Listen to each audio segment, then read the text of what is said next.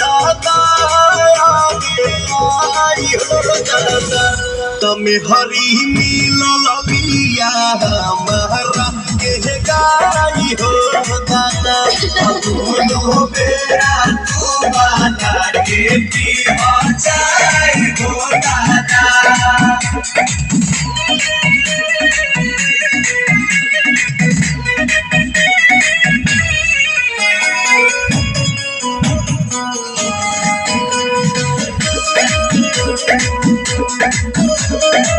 मेरा खीरे बाहो पनीरे बाहो ऐसन वाइफ से लाइफ अमीरे बाहो अगर आज गेली खान तो पनीरे बाहो बोला बोला कखरे बोए सैया आई नमक के मिठाइया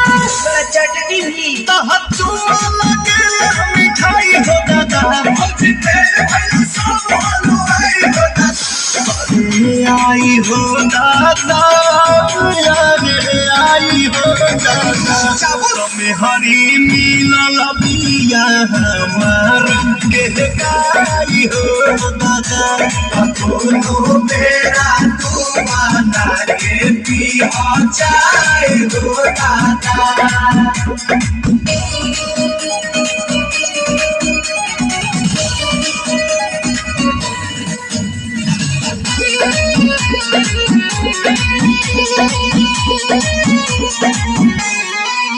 मने आंसू के हो मेरी आंसू के हो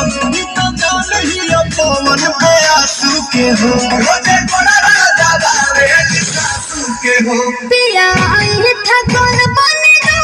लगाई दी लगन हतुआ अच्छा हाजी ले लो मोहब्बत के दौलत भगाई हो दादा हर बलिए लगे ना दवाई हो दादा चले आई हो दादा